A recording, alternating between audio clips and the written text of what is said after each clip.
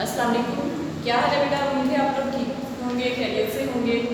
और हमने इस्लामियत की तैयारी में हदीस भी कर ली थी, एक आयत का तर्जमा और तशरीह ये भी मैंने आपको करवा दिए थे, और एक टॉपिक मैंने ग्रामर का भी आपको करवा दिया था। आज हम दोबारा से फिर मौज़ूआती मुतालिया शुरू करेंगे। तो बेटा पेज नंबर आप अपना ओपन करें 62, पेज नंबर 62 अपनी बुक का ओपन करें इस्लामियत की तैयारी का।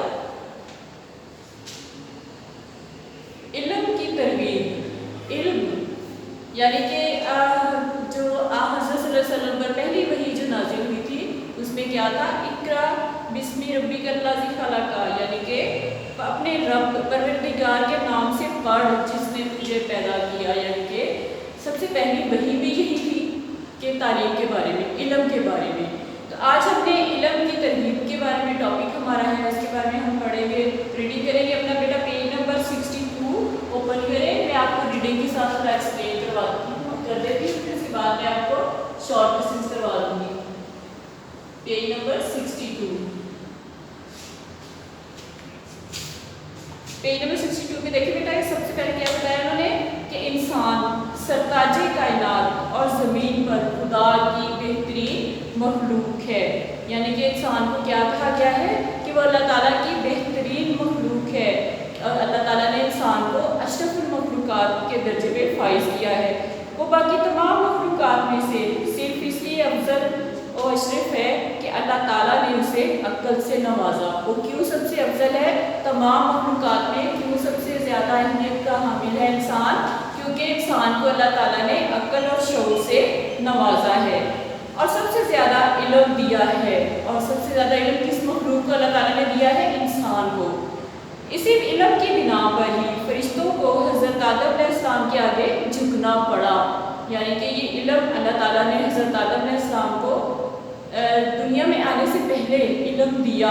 यानी कि वो दुनिया की चीज़ों को किस तरह से इस्तेमाल करना है उसके बारे में हज़रत आदम अलैहिस्सलाम को अल्लाह ताला ने खुद इल्म दिया, खुद सिखाया।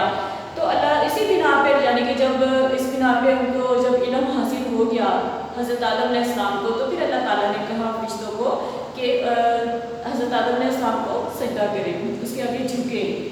और इसी के ज़रिए सारी कायनात इंसान के लिए मती और मुसख्खर होकर रह गई है। ये इल्म ही है जिसकी बदौलत पूरी कायनात जो है, इंसान जो है उसको एक फतह, उसका फातिह बनकर रह गया है। यानी कि वो ज़मीन में छुपे हुए राजों को जान चुका है, वो आसमान तक पहुँच चुका है, बुलंदियों तक, और वहाँ पे उसने तकरीबन हर सैयारे के बारे में मालूम कर लिया है। उसके अलावा पानी की गहराइयों में जाकर उसने छुपी हुई राजों को ढूंढा है। तो इससे क्या हुआ कि पूरी कायनात, जितनी कायनात है वो इंसान के लिए मुसख्खर होकर रह गई है। यानी कि इंसान ने एक तस्कीर हासिल कर ली है, एक फतह हासिल कर ली है पूरी कायनात पर। नबी किसकी बदौलत?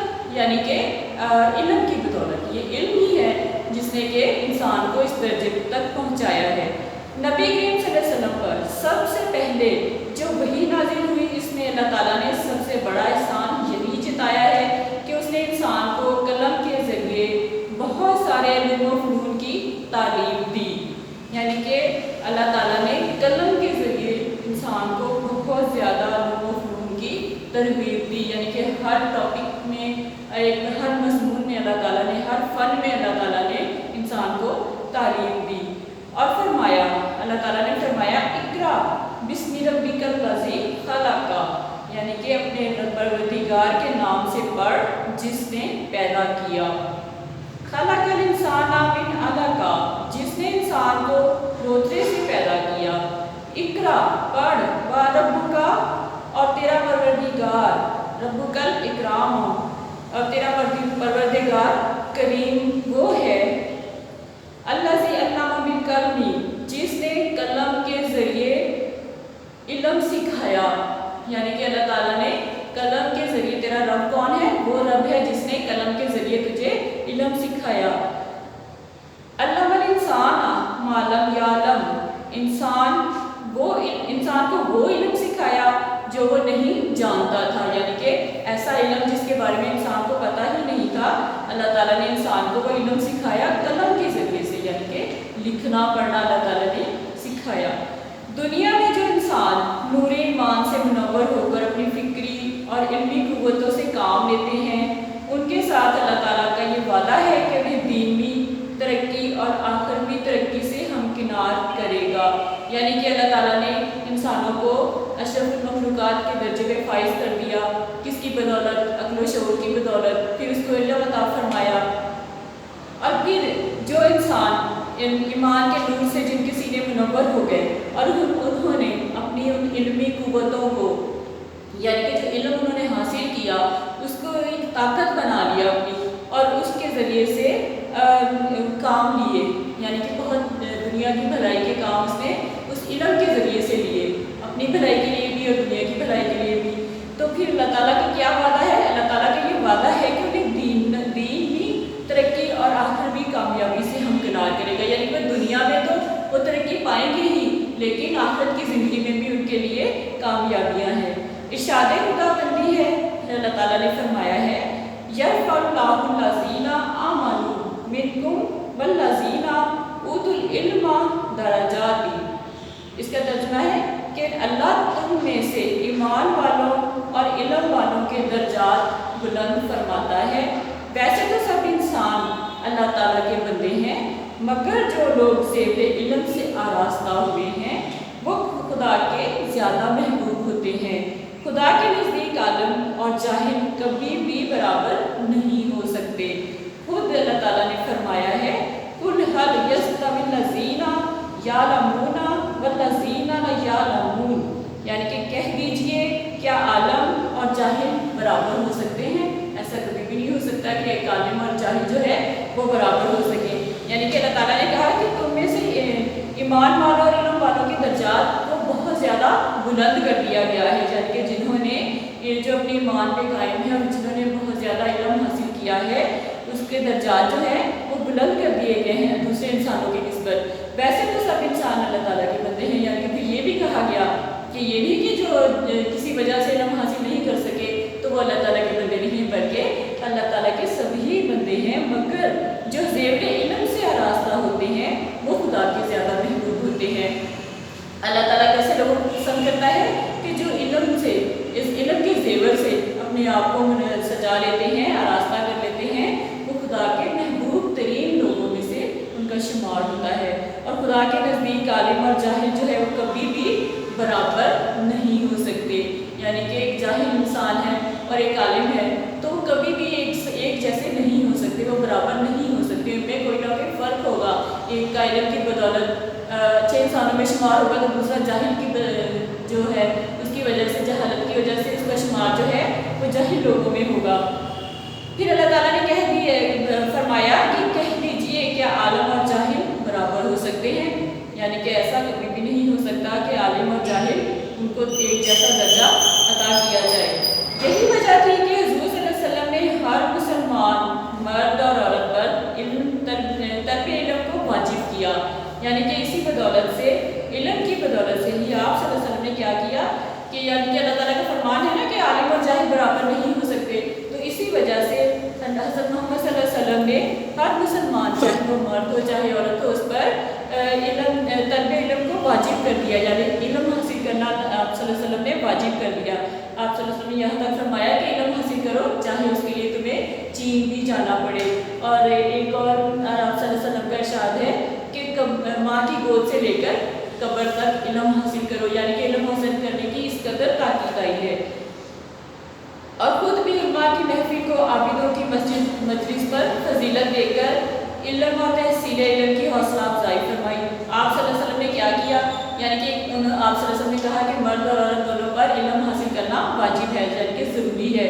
اور آپ صلی اللہ علیہ وسلم خود بھی جو تھے عالموں کی محفل کو عابدوں کی مجلس پر فضیلت دے کر تحصیل علم کی حوصلہ افزائی فرماتے تھے، یعنی کہ جو لوگ علم حاصل کر رہے تھے اور علم کی روشنی میں وہ اپنے آپ کو منور کر رہے تھے، تو ایسے لوگوں کی آپ صلی اللہ علیہ وسلم نے بھی حوصلہ افزائی کی ہے۔ ایک مرتبہ حضور صلی اللہ علیہ وسلم مسجد میں تشریف لائے، وہاں 2 مجلسیں لگی ہوئی تھی، یعنی کہ مسجد میں آپ صلی اللہ علیہ وسلم گئے تو وہاں پہ 2 طرح کی مجلسیں ہو رہی تھی، ایک ذکر کی اور دوسری علم کی۔ ایک ذکر یعنی کہ اللہ تعالیٰ کا ذکر کی ایک مجلس ہو رہی تھی، اور دوسری مجلس میں کیا ہو رہا تھا؟ علم کے بارے میں علم دیا جا رہا تھا۔ آپ صلی اللہ علیہ وسلم نے دونوں کی تعریف کی پھر علم کی مجلس میں بیٹھ کر فرمایا میں بھی دنیا میں معلم یعنی کہ سکھانے والا بنا کر بھیجا گیا ہوں۔ آپ صلی اللہ علیہ وسلم نے کیا کیا، 2 مجلسیں تھیں، ایک جو تھی اس میں ذکر ہو رہا تھا، دوسری میں علم دیا جا رہا تھا۔ تو آپ صلی اللہ علیہ وسلم کون سی مجلس میں بیٹھے؟ علم کی مجلس میں بیٹھ گئے۔ اور پھر آپ نے یہ بھی بتایا آپ صلی اللہ علیہ وسلم نے کہ میں بھی دنیا میں استاد بنا کر، یعنی کہ معلم کیا ہوتا ہے؟ استاد بنا کر بھیجا گیا ہوں۔ حضور اکرم صلی اللہ علیہ وسلم ہر وقت اللہ تعالیٰ سے اپنے علم میں اضافہ کی دعا کرتے تھے۔ آپ صلی اللہ علیہ وسلم ہمیشہ اللہ کی بہت جو تھی محبوب ترین میں ایک دعا تھی جسے آپ صلی اللہ علیہ وسلم بہت زیادہ پسند فرماتے تھے کہ رب زدنی علما، اے رب میرے علم میں اضافہ فرما۔ اس دعا کو آپ صلی اللہ علیہ وسلم جو تھے بہت زیادہ پسند کرتے تھے، اور مسلمانوں کو بھی یہی تعلیم دے رہی ہیں کہ ہر مسلمان کہے، یعنی کہ آپ صلی اللہ علیہ وسلم خود بھی یہ دعا اپنے علم میں اضافے کی، حالانکہ اللہ تعالیٰ نے آپ کو ہر طرح کا علم عطا فرمایا، پھر بھی آپ صلی اللہ علیہ وسلم اللہ تعالیٰ سے یہی دعا کرتے تھے کہ اے رب میرے علم میں اضافہ فرما۔ اور نہ صرف وہ اپنے لیے یہ دعا کرتے تھے بلکہ مسلمانوں کو بھی یہی تعلیم دے رہی ہیں کہ ہر مسلمان اس دعا کو پڑھے، اپنے لیے کہے کہ اے رب میرے علم میں اضافہ فرما، رب زدنی علما۔ حضرت معاذ بن جبل نے حضور صلی اللہ علیہ وسلم سے علم کے بارے میں مفصل حدیث نقل کی ہے جس سے علم کی ضرورت اور افادیت پر روشنی پڑتی ہے۔ آپ صلی اللہ علیہ وسلم نے فرمایا علم حاصل کرو، اللہ کے لیے علم حاصل کرنا نیکی ہے، علم کی طلب عبادت ہے، اس میں مصروف رہنا، تسبیح اور بحث و مباحثہ کرنا جہاد ہے۔ یعنی کہ ایک جہاد جو ہے ایک تو ہوتا ہے جو میدان جنگ میں جا کے جہاد کیے جاتے ہیں، جو دشمنوں کا مقابلہ کیا جاتا ہے اللہ کی راہ میں، جو کفار سے جو یعنی کہ ایک جنگ ہوتی ہے اس کو جہاد کہتے ہیں۔ اور دوسرا جہاد کیا ہے کہ ہر وقت اللہ تعالیٰ کی تسبیح میں مصروف رہنا، بحث و مباحثہ کرنا، اور علم کی طلب جو ہے اس کو عبادت قرار دے دیا گیا ہے، یعنی کہ علم ایک جہاد بھی ہے اور اس کو ایک عبادت بھی قرار دے دیا گیا ہے۔ تو بیٹا ہمیں بھی چاہیے کہ جہاں تک ہو سکے علم حاصل کریں اور اپنے علم سے دوسروں کو منور کریں، اس دنیا کی بہتری کے بھلائی کے لیے ہم کام کریں۔ اب آپ ایسا کریں کہ اپنی نوٹ بک نکالنے میں آپ کو شارٹ کوشچنس نوٹ کروا دیتی ہوں، ساتھ ان کے آنسر جو ہیں وہ بھی مارک کروا دیتی ہوں۔ نوٹ بک میں ڈاؤن کرتے ہیں جلدی سے۔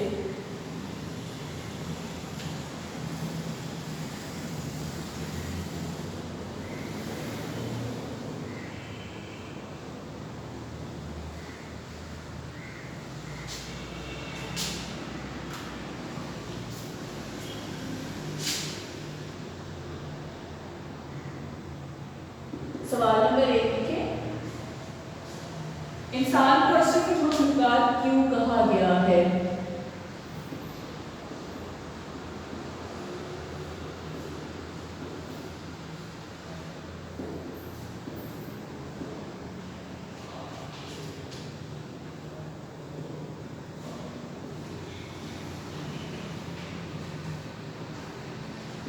سوال نمبر 1 کا جواب دیکھیں بیٹا، پیج نمبر 62 آج ہم نے جو ریڈنگ کی ہے اسی پر دیکھیں۔ فرسٹ لائن میں انسان سرتاج کائنات اور زمین پر خدا کی بہترین مخلوق ہے، یہاں سے لے کر تھرڈ لائن میں آ رہا ہے مدعی و مسخر ہو کر رہ گئی ہے۔ یہاں تک کوسچن نمبر 1 کا آنسر ہے۔ کوسچن نمبر 2 نوٹ کریں بیٹا۔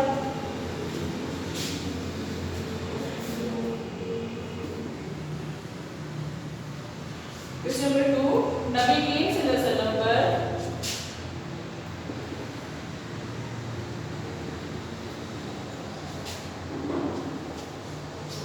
نازل ہونے والی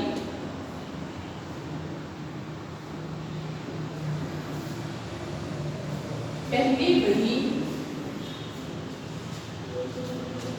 کا ترجمہ لکھیے۔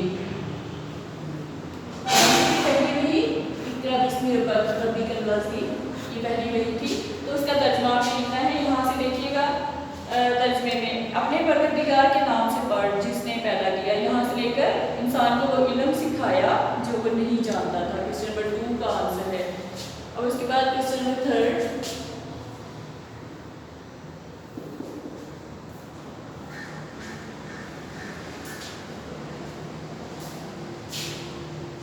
علم کے بارے میں ارشاد خداوندی क्या है।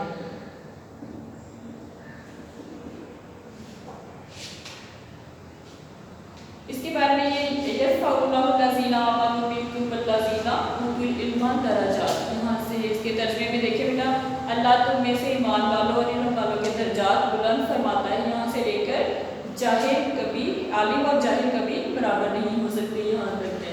क्वेश्चन नंबर 3 का आंसर। क्वेश्चन नंबर 4,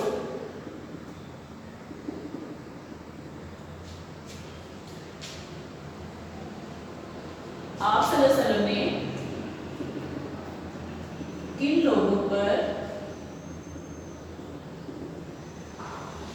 इल्म को वाजिब करार दिया।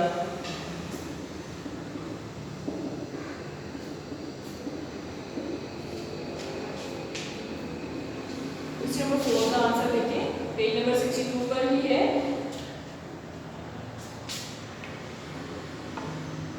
सेकंड लास्ट पैराग्राफ देखिए, फर्स्ट लाइन, हुजूर सल्लल्लाहु अलैहि वसल्लम ने हर मुसलमान मर्द और औरत पर तलबे इल्म को वाजिब किया, यहाँ से लेकर और तहसील इल्म की हौसला अफजाई फरमाई। यहाँ तक क्वेश्चन नंबर 4 का आंसर है। उसके बाद क्वेश्चन नंबर 5,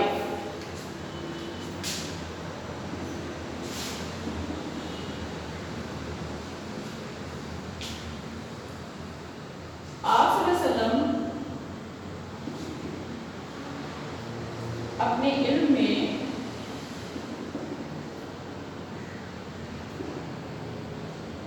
इजाफे के लिए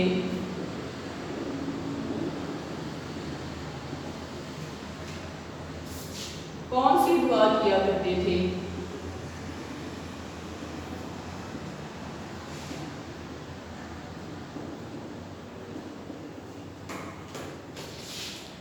इसका आंसर देखें, पेज नंबर 62 के लास्ट में देखिएगा। हुजूर अकरम सल्लल्लाहु अलैहि वसल्लम हर वक्त अल्लाह ताला से अपने इल्म में इजाफा की दुआ करते थे और मुसलमानों को भी यही तालीम दे रहे हैं कि हर मुसलमान ये कहे, रब्बी ज़िदनी इल्मा, ए रब मेरे इल्म में इजाफा फरमा। क्वेश्चन नंबर 5 के आंसर में आपने ये इसी तरह रब्बी ज़िदनी इल्मा को अरबी में भी लिख के फिर उसके साथ उसका तर्जमा लिखना है, यानी कि आप सल्लल्लाहु अलैहि वसल्लम अपने इल्म में इजाफे के लिए रब्बी ये दुआ पढ़ते थे, किया करते थे, रब्बी ज़िदनी इल्मा, ए रब मेरे इल्म में इजाफा फरमा। और साथ ही आपने लिखना है कि हुजूर अकरम सल्लल्लाहु अलैहि वसल्लम हर वक्त अल्लाह ताला से अपने इल्म में इजाफे की दुआ करते थे और मुसलमानों को भी यही तालीम दे रही है कि हर मुसलमान ये दुआ पढ़े। बेटा क्वेश्चंस नोट कर लें और आंसर्स भी अपनी बुक के ऊपर मार्क कर लें और कोशिश करें कि इसको नोटबुक पर आप लोग लिख लीजिएगा। आज हमने इल्म की तरबीब के बारे में पढ़ा है, यानी कि इंसान को अल्लाह ताला ने अशरफुल मखलूकात बनाया, किस वजह से, इल्म की बदौलत। अल्लाह ताला ने फरिश्तों को हज़रत आदम अलैहिस्सलाम के आगे झुकने पे मजबूर क्यों किया? क्योंकि वो उनको अल्लाह ताला ने इल्म सिखाया था, यानी कि इल्म का किस कदर दर्जा है, इल्म हासिल करने को किस कदर अहमियत दी गई है। हमारे नबी सल्लल्लाहु अलैहि वसल्लम ने यहाँ तक कहा है कि इल्म एक इबादत है और इल्म जो है उसको जिहाद का दर्जा भी दे दिया गया है।